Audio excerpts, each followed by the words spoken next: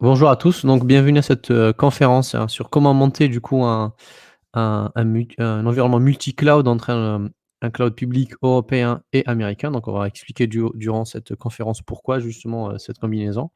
Donc ce sera avec Amazon Web Services et Scaleway, donc on va voir aussi pourquoi. Donc en fait cette conférence elle vient en réponse à tout ce qu'on a pu entendre durant cette pandémie notamment. Vu tout ce qui s'est passé, hein, notamment avec certaines polémiques, hein, sur des, données personnelles qui pourraient se retrouver sur, des clouds publics, de leaders américains comme Azure, AWS, et du coup, il s'est passé plein de choses donc, notamment avec l'avènement de l'apparition, enfin qui existait déjà, mais par exemple de Gaia X, hein, sur tout ce qui est, souveraineté numérique, et aussi les alternatives qui sont possibles aujourd'hui, hein, sur l'Europe, hein, qui posent des questions, hein. Pourquoi l'administration ne va pas vers ce chemin? Je parle d'administration française, mais aussi européenne. Pourquoi en fait ils essayent pas d'héberger sur le code français? Donc on va parler aussi de ça. Et en fait, la grosse problématique, qu'on rencontre, hein, notamment ce qu'on peut retrouver, hein, sur les médias, mais aussi sur les réseaux sociaux, hein, c'est tout ce qui est discussion, concernant le Patriot Act, le Cloud Act, qu'est-ce qu'on ferait qu'est-ce que feraient du coup les Américains de nos données, hein, dans le cas où ils coupent les câbles, dans le cas où, ils décideraient d'accéder à nos données, tout ça. Donc, ça, c'est des sujets, auxquels, qu'on voit en fait défiler, hein, sur les réseaux sociaux, de grands acteurs, hein, du numérique, que ce soit en France et en Europe. Et en fait, ce qui dérange le plus, c'est la partie, Cloud Act, hein, voilà, en fait, la justice américaine, elle a accès du coup, elle pourrait du coup avoir accès à nos données personnelles, bien qu'en fait, le Cloud Act, il va couvrir uniquement les cas de terrorisme et de cybercriminalité. Donc, c'est pas juste open bar, rentrer comme on veut. Donc, là, aujourd'hui, une dizaine de requêtes qui ont été faites depuis l'apparition du Cloud Act, en 2018, vers AWS. Donc, c'est pas grand-chose et il y a rien qui a abouti réellement, donc c'est vraiment pour des cas particuliers. Donc c'est pas tout le monde qui est, c'est pas, on va dire, c'est ce cas très, très rare, sur lequel en fait la justice américaine va requérir accès aux données. Et puis il y a beaucoup de conditions pour pouvoir y arriver, hein, par la suite. Et à côté, on a eu des réponses, hein, en Europe, hein, notamment la RGPD, hein, qui est venue ici pour protéger justement les données des citoyens européens. Il y a aussi la partie Privacy Shield en fait, qui avait été, lancée notamment en 2016, mais qui a été annulée du coup en juillet 2020. Donc, en 2 mots, en fait, ça a autorisé les entreprises, américaines à, du coup transférer les données, des citoyens, européens depuis l'Europe vers les États-Unis, hein, pour des traitements d'IA, d'analytics, de publicité et cetera. Et du coup, ça a été annulé. Donc ça concerne les services à destination du grand public, hein, tels que Facebook, tels que Twitter et cetera. Là où la différence, c'est pas ça s'applique pas aux cloud providers. Donc les cloud providers qui sont des services, professionnels, hein, qui ont leur propre CEO, leur propre organisation, leur propre groupe, leur propre département. C'est deux services différents, heu qui sont destinés du coup aux entreprises et aux professionnels. Donc à bien différencier lorsqu'on voit en fait ces lois, différencier la partie, destinée au grand public et la partie en fait qui est professionnelle. Là où en fait les leaders américains vont vous dire que vos données vous seront stockées là où vous aurez demandé. Donc si vous choisissez vous-même de transférer des données, d'Europe aux États-Unis, ils vont le faire parce que ils sous-traitent en fait vos données. C'est des sous-traitants en fait de vos données, donc c'est à vous de décider. Donc, par la suite, du coup, il y a l'apparition, du coup, de Digital Services Act qui va sortir, prochainement, Digital Markets Act, donc on n'a pas trop en fait d'informations sur ça aujourd'hui. Donc il y a aussi le Gaia X, certaines associations, enfin certains clouds publics en fait, européens ont rejoint du coup la partie des membres, mais il y a aussi des invités, hein, tels que des leaders américains, tels que d'autres, acteurs comme Palantir, SAP, Oracle en fait qui ont rejoint du coup comme, rang d'invités, hein, mais pas membres bien sûr de décideurs, mais qui sont là justement. Et ça a fait en fait aussi une polémique, hein. Comment ça se fait que des Américains viennent en fait, aux membres invités? Donc l'idée c'est de pouvoir, hem, regrouper l'ensemble des acteurs en fait du numérique, pouvoir en fait aussi avoir leur avis, hein, sur comment du coup, pouvoir monter une certaine souveraineté numérique en Europe. Donc en fait, du coup ça m'est venu à l'idée, je me suis dit au lieu plutôt de se concentrer en fait sur, est-ce qu'on va utiliser des clouds américains et des clouds, européens, ou un cloud européen, pourquoi pas essayer en fait de prendre en fait le meilleur des 2, hein. Si vraiment on est sensible sur la souveraineté numérique et les données personnelles, on a des contraintes juridiques, ou des contraintes en fait, de contractuels avec, une administration française, hein. On peut très bien en fait, on va voir, on va bien le voir, on va le prouver à travers des patterns, hein, de pouvoir, utiliser, bah, un leader, européen du cloud, heu sur la partie data calcul et avoir le cloud américain qui va se retrouver en front, hein.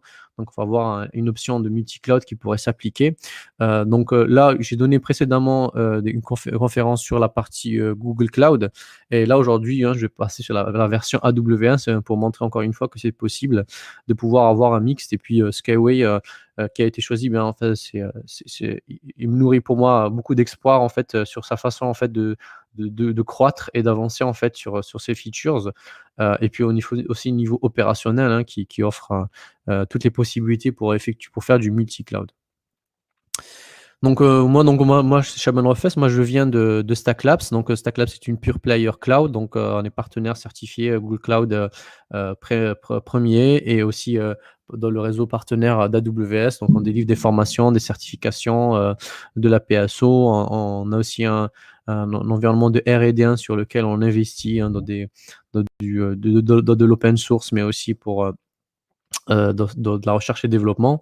Voilà, donc on est distribué au Canada et en France, particulièrement à Strasbourg, à Nantes, à Toulouse. On a plein de stackers, hein, qui se retrouvent dans cette région. Et puis on travaille énormément avec, des PME, des grands comptes, des startups, de différents secteurs. Et nous, en fait, les stackers, hein, parmi les convictions, en fait, qui nous animent, hein, c'est la passion, la technologie, l'excellence.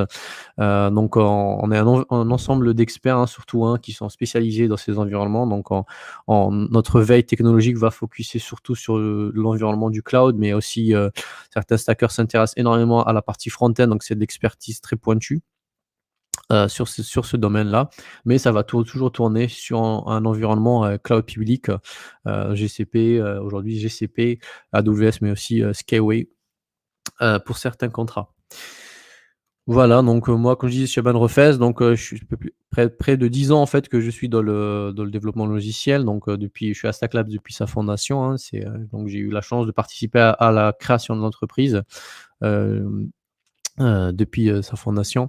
Donc je m'intéresse beaucoup à tout ce qui est architecture, hein. J'adore faire des architectures, du DevOps, la sécurité, du network, mais aussi il m'arrive, en fait, de jouer le rôle de tech lead.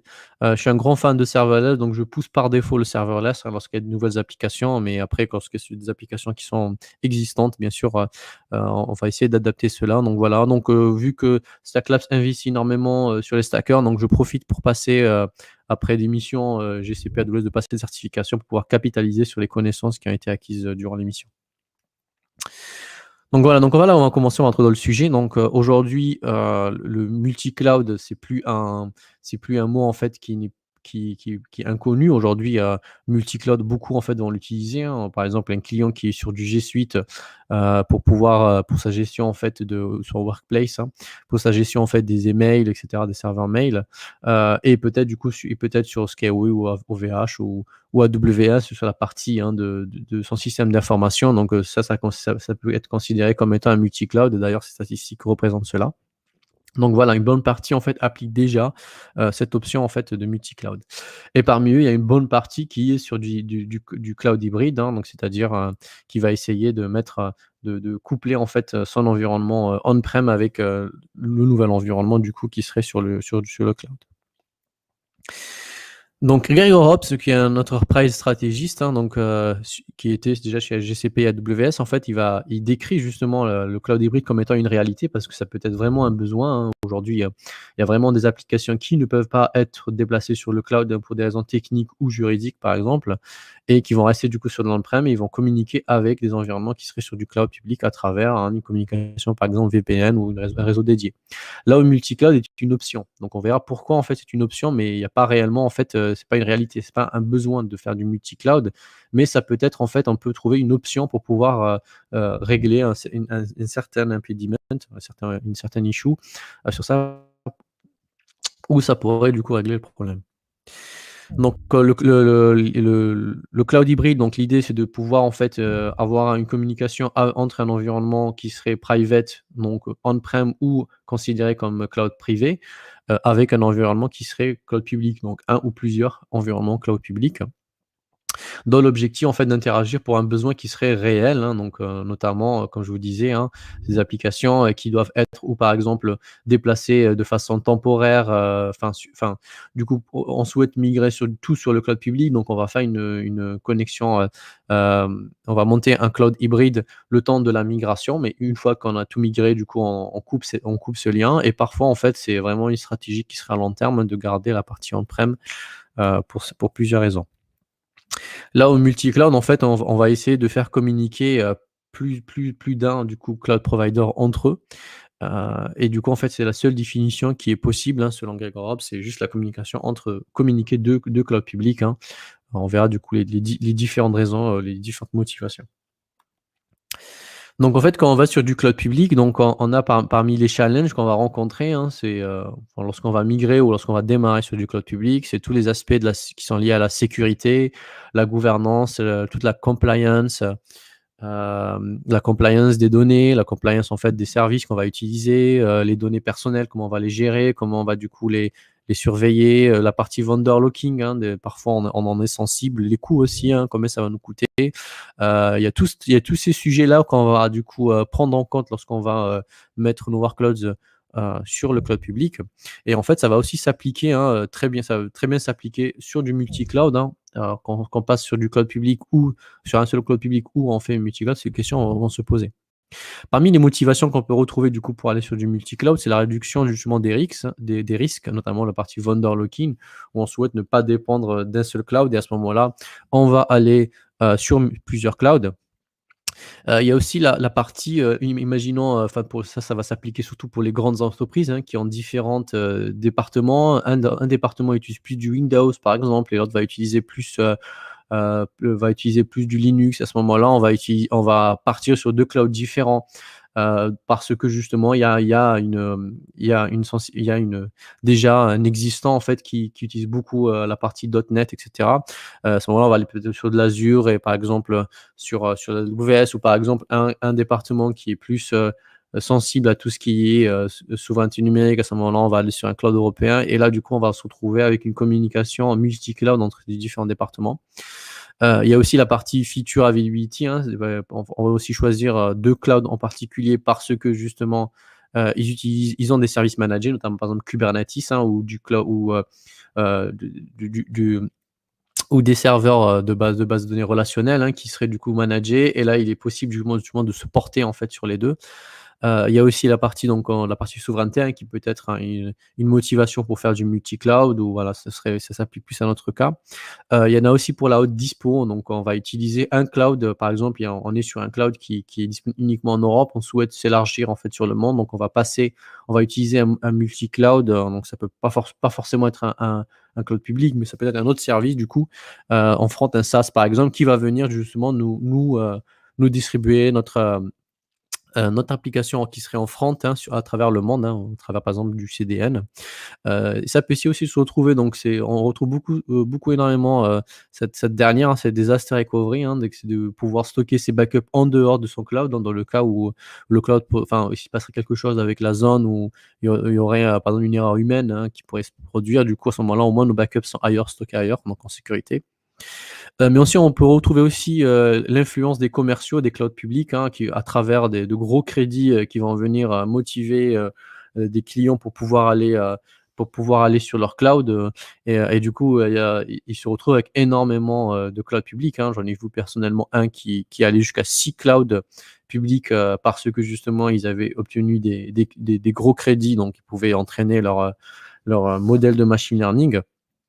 Donc du coup à faible coût quoi, donc ça leur a permis du coup vu qu'ils étaient sur du Kubernetes, donc ça leur a permis de pouvoir apporter ça sur différents clouds publics. Donc voilà, donc mais après, du coup ils ont dû maintenir, 6 clouds publics en même temps, donc la partie IAM et tout. Mais bon, mais au moins ils ont eu droit à ces crédits, donc ça a été une motivation pour eux. Donc en fait, les objectifs quand on essaye de faire du public cloud, enfin quand on essaie de monter un multi-cloud, c'est de se dire en fait dans quel workload en fait nos données vont se placer, enfin nos workloads vont se placer donc dans lequel en fait on va tourner nos outils DevOps, dans lesquels on va tourner en fait nos applicatifs front, dans lesquels on va tourner nos applications back-end. Quels sont du coup les patterns en fait qui pourraient s'appliquer aux différents workloads, quelles seraient du coup les différentes technologies qu'on va utiliser, la topologie réseau qui va être appliquée donc dans le cloud public et entre les 2 clouds publics. Et pour ça, du coup, on va voir la partie architecture, donc les options qui sont possibles, hein, pour pouvoir monter cela.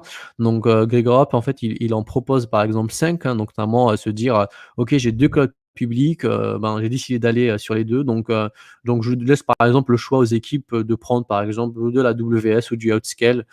Choisissez ce que vous voulez et mettez en fait en fonction de ce que vous souhaitez. Si par exemple vous avez fait du machine learning, bah, aujourd'hui, c'est plus les leaders américains qui ont ça, qui ont plus, des services qui sont managés. Par contre, si vous êtes sur du compute et que vous savez c'est des données européennes, bah, allez-y sur du Outscale.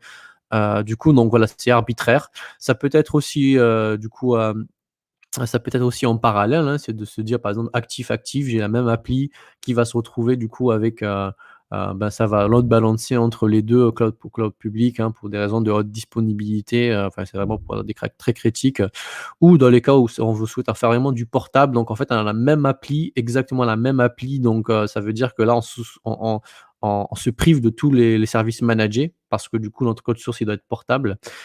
Et à ce moment-là, en fait, on aurait du coup un échange carrément en fait entre les 2 multi-cloud, entre les 2 clouds publics. Et puis il y a la partie en fait qui va nous intéresser nous, c'est la partie segmentée. Donc la partie segmentée, ça veut dire quoi? C'est déployer en fait, c'est que chaque, cloud public a, du coup, son propre rôle, par la suite, donc avec des préférences qui seraient différentes.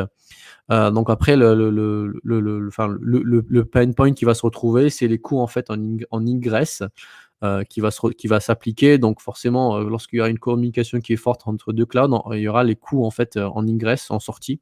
Donc il faut très bien en fait, analyser, choisir le cloud public en question qu'on va utiliser, donc pouvoir en fait les coûts, il y a une analyse de coûts en fait qui pourrait s'appliquer. Est-ce que notre application nos applications métiers vont être du hem vont être exposés à ces coûts parce qu'on a énormément de données qui vont sortir, d'internet, quels seraient du coup les patterns qui vont me créer beaucoup de coûts ou ceux qui en fait qui vont, bah, du coup me minimiser les coûts.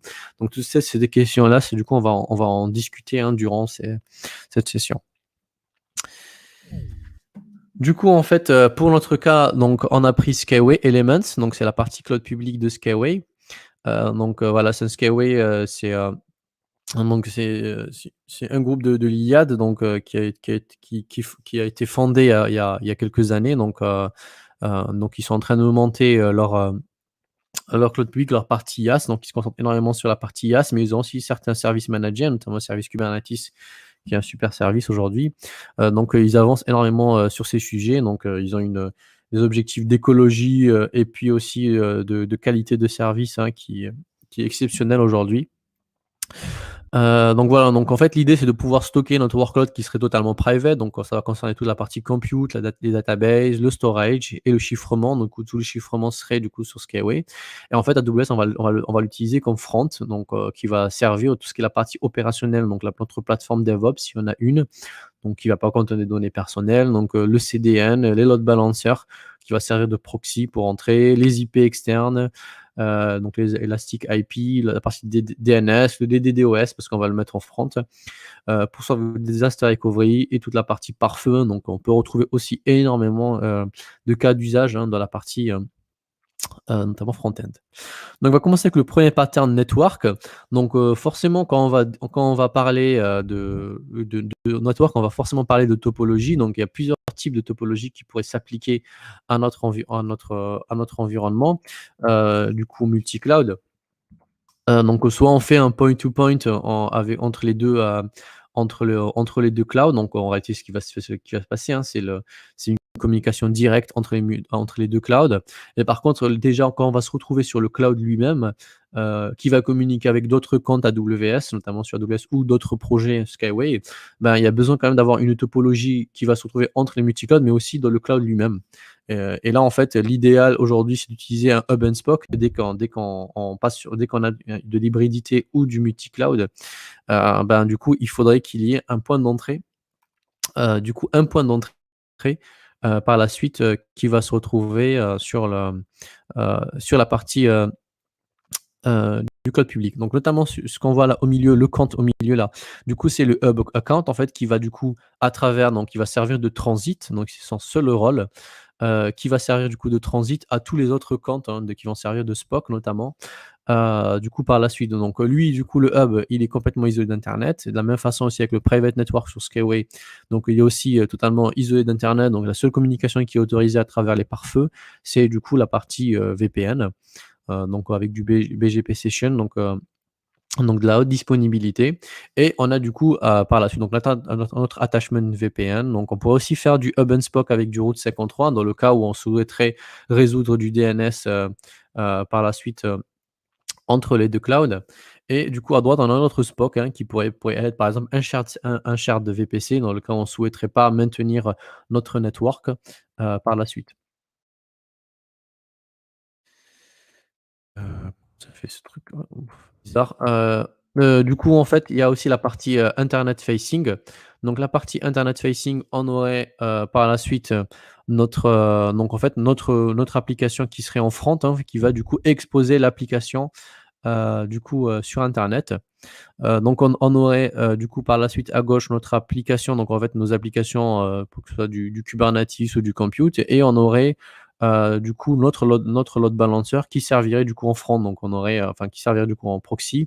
On aurait notre cloud front et puis du coup notre WAF, voilà, et du coup c'est exposé du coup sur internet à travers, du coup il y aurait un compte AWS qui va du coup exposer nos applicatifs, qui sont sur Skyway sur internet. Et du coup, bien sûr, il y aurait, tout un ensemble en fait de sécurité qui serait mis en place à travers, par exemple, de l'OAuth. Heu, du coup, les workloads et la communication, donc on peut aussi, imaginer dans le cas où on aurait, des applications qui se retrouveraient qui seraient pas du coup critiques, hein, sur la partie AWS, qu'on mettrait sur la partie AWS. Par exemple, ça peut être des applications qui seraient front-end, hein, qui seraient pas considérées comme étant, des applicatifs, qui seraient pas du coup considérés comme des applicatifs critiques. À ce moment-là, du coup, on aurait une communication entre l'application front-end et l'application qui serait, sensible, hein, qui resterait sur Skyway. Donc tout un mécanisme du coup qui pourrait permettre, d'avoir cela, du coup en place, hein, à travers du coup, donc toujours notre hub, hein, qui va servir de transit pour faire communiquer, l'application sensible et les applications, et l'application du coup front-end qui serait la moins sensible. Du coup, là, on a vu les différents patterns, network, donc on pourrait imaginer encore, énormément de patterns. Là, on va parler un peu de la partie SecOps, donc toute la gestion, hem, je sais pas, en fait, est-ce que vous voyez, les pourquoi il y a ces traits là?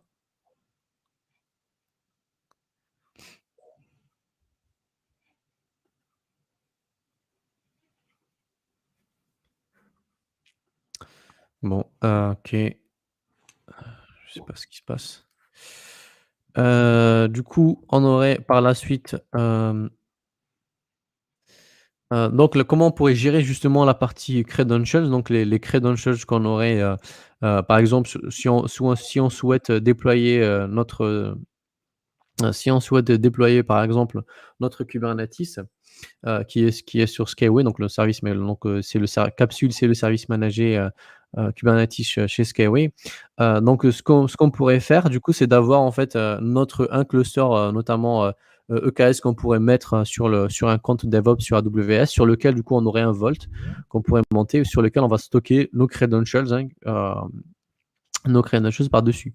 Et dès qu'on souhaite, par exemple, depuis GitLab, de pouvoir déployer, nos ressources, sur Skyway, bah, du coup, on aurait juste à récupérer, du coup, les credentials, et par la suite, du coup, à travers les runners, donc à travers l'IAM, rôle for service account, et on pourrait par la suite,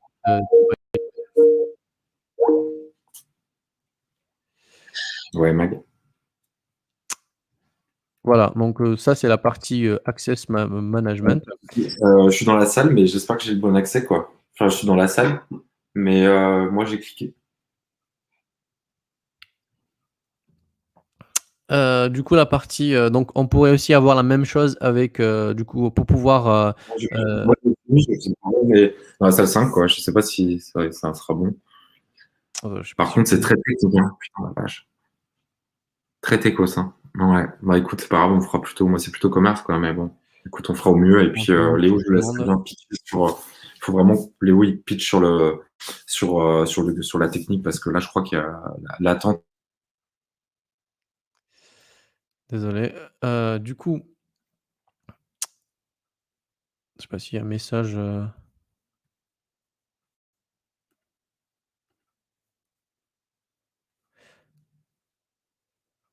OK.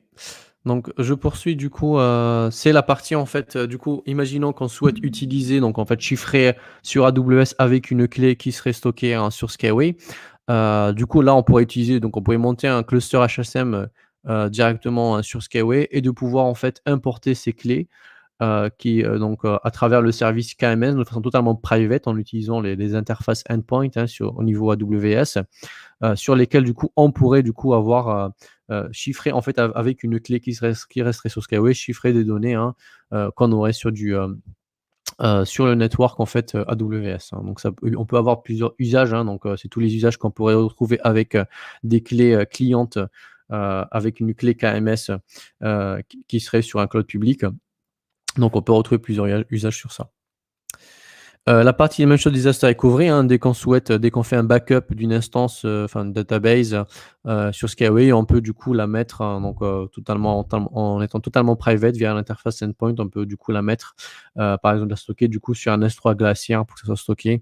Comme ça en fait au moins on est en sécurité sur ça parce que S3 c'est un service qui est hautement disponible by design et du coup on n'a pas de risque sur ça.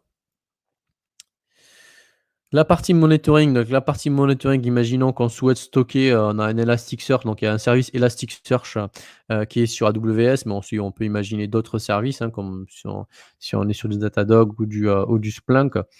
Et là, on souhaiterait en fait stocker toutes les données, qui se retrouveraient sur Skyway. On souhaiterait du coup les stocker, du coup sur du Elasticsearch. À ce moment-là, on aurait, tout ce qui est, en fait, on mettrait du coup notre agent CloudWatch, hein, notre agent CloudWatch qui est totalement open source.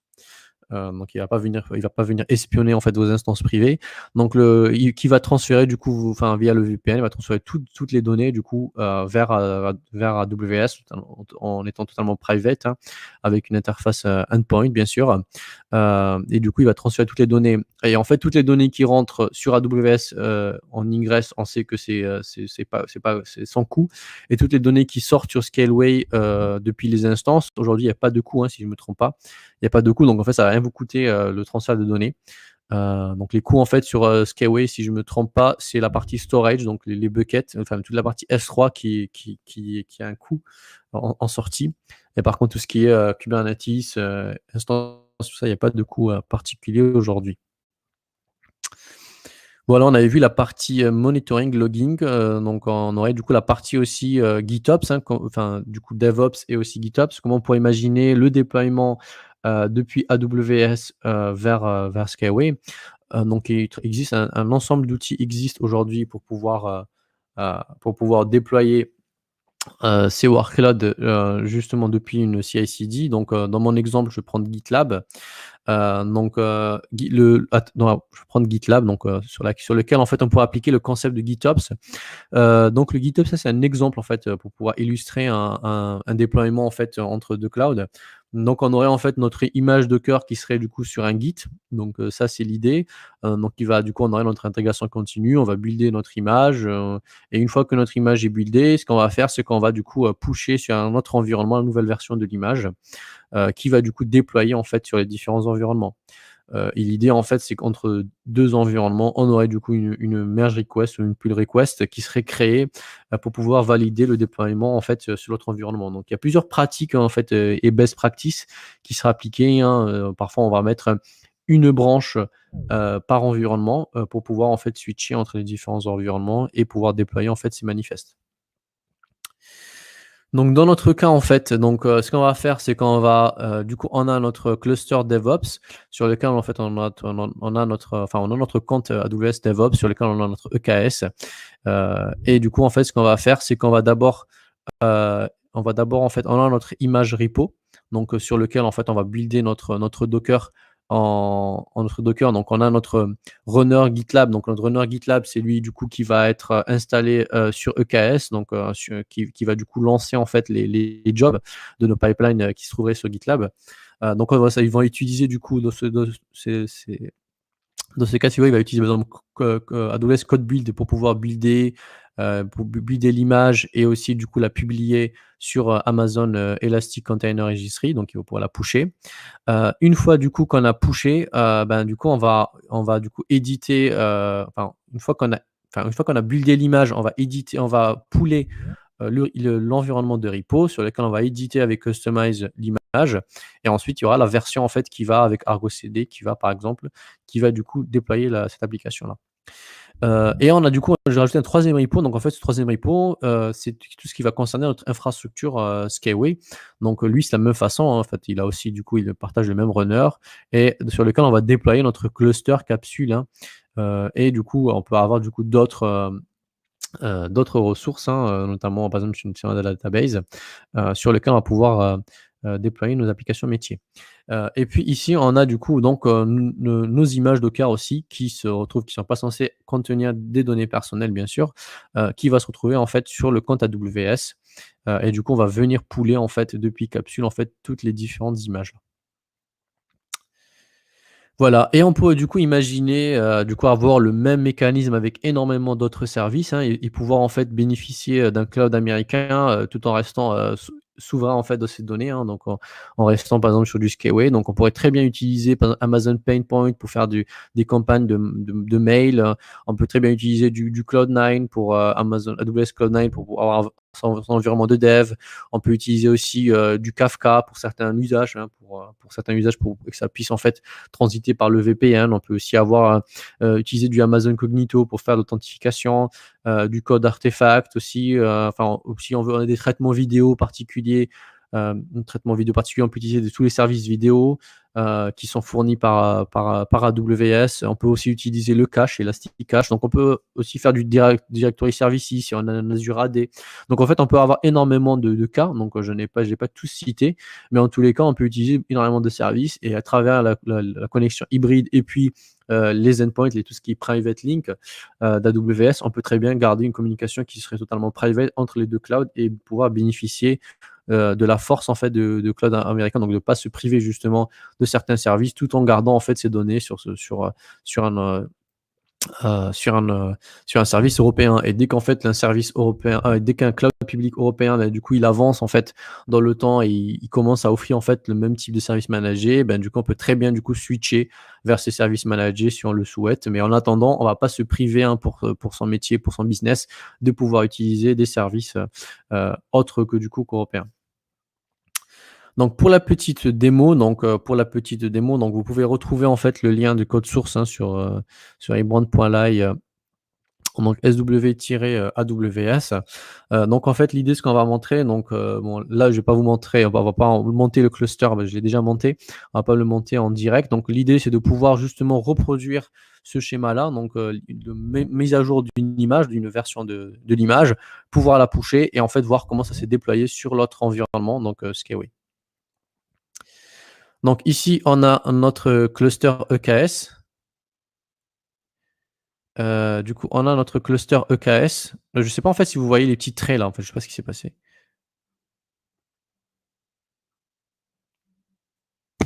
Si, on voit. On voit. Parce que là, je vois en fait des petits traits là qui cachent les textes. Ouais, nous aussi, on les voit. Ah, ok. Ouais, bon, je sais pas pourquoi en fait. Je sais pas si c'est mon ordinateur qui a pété.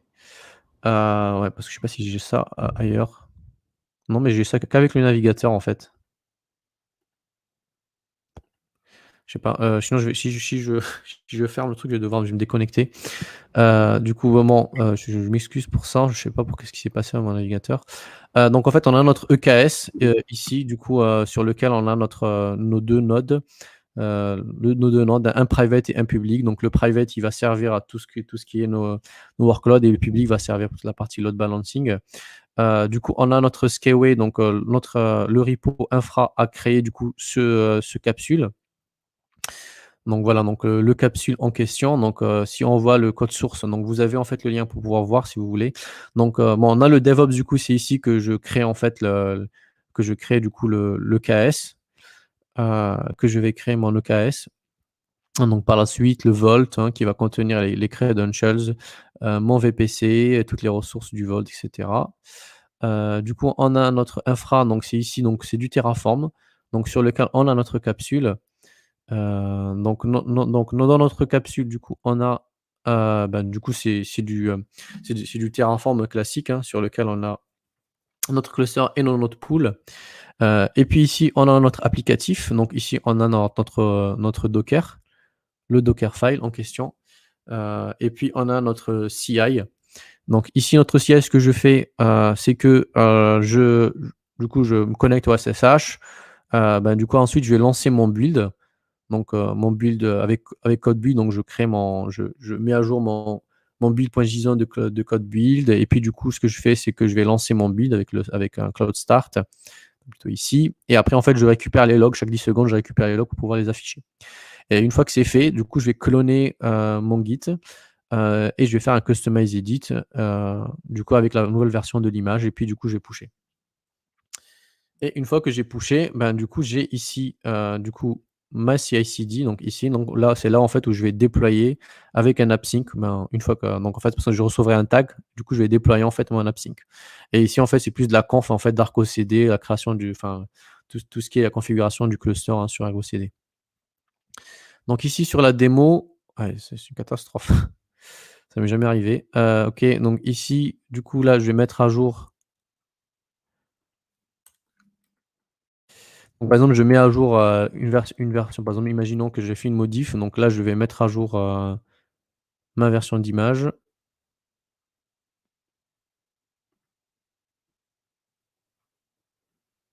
Donc ça va lancer du coup un cloud build par la suite. Donc, ça, ce qui va se passer, c'est que ici, ça va, du coup lancer un runner ici. Donc ça va lancer plutôt un job, à travers le runner qui va du coup lancer le build sur cloud build.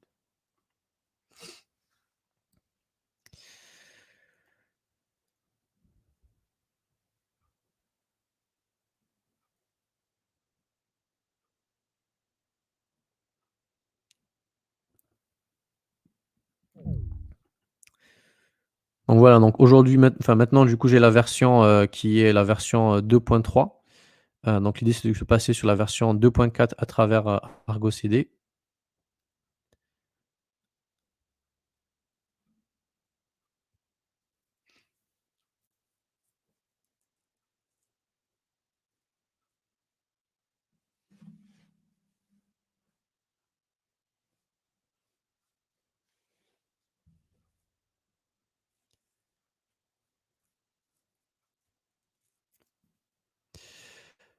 OK, en attendant, du coup, ce que je voulais vous montrer,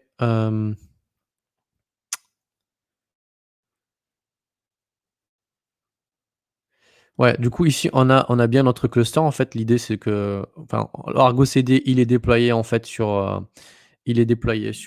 AWS, et ici, on a notre cluster qui est enregistré. Et en fait, c'est là, en fait, sur lequel on va pouvoir, du coup, déployer toutes nos ressources, hein. Donc en fait, Skyway, sur lequel on va pas se concentrer sur tout ce qui est la partie opérationnelle. On va laisser, du coup, par la suite, AWS se charger de la partie opérationnelle. Donc ici, on a pushé, en fait, sur l'environnement de Env, et ce qui a fait que c'est qu'on a, du coup, déployé. Donc du coup, la pipeline va se lancer sur l'environnement de Env. Donc voilà, donc il va lancer, en fait, donc il va faire le sync. Donc en fait, on est sur le même runner, donc par la suite. Donc ici, du coup, on a fait le push, et du coup, par la suite, ça va, du coup, avec le Argo CD Sync, on va, du coup, mettre à jour, la version.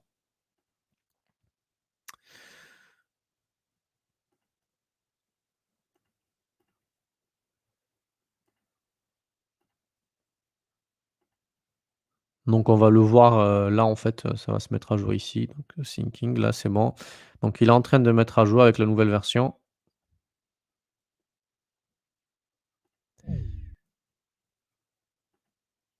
Voilà, donc il est en train de mettre à jour avec la nouvelle version, donc la version qui est, la version 2.4, donc il est en train de le faire.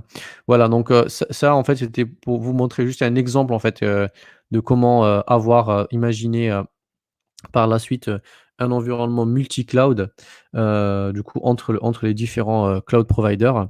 Là, en fait, donc ça donne carrément un sens, de pouvoir, en fait, séparer, ces 2 rôles. Donc c'est pour ça qu'en fait, on est dans une option, de type segmenté. Voilà, donc en fait, tout ce que vous avez vu ici, donc je le mets en pratique à travers différents articles. Donc si vous allez sur dev.to, en fait, vous allez revoir toutes les briques, de cette démo-là, en fait, expliquées, en détail, hein, sur des articles, sur comment justement, mettre ces différentes briques et pouvoir du coup déployer, en fait, des ressources, sur AWS, où vous pouvez du coup, les mettre sur l'autre cloud que vous souhaitez.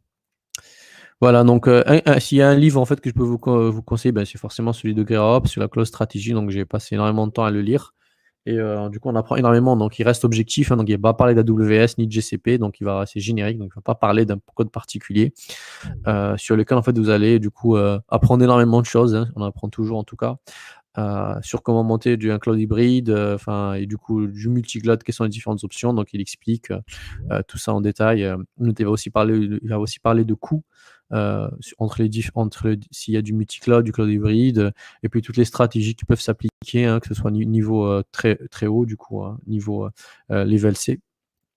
Ou voir, en fait, comment on pourrait du coup, gérer la conduite du changement au niveau organisationnel, mais il va parler énormément, en tout cas, de patterns et d'approches, en fait, qui pourraient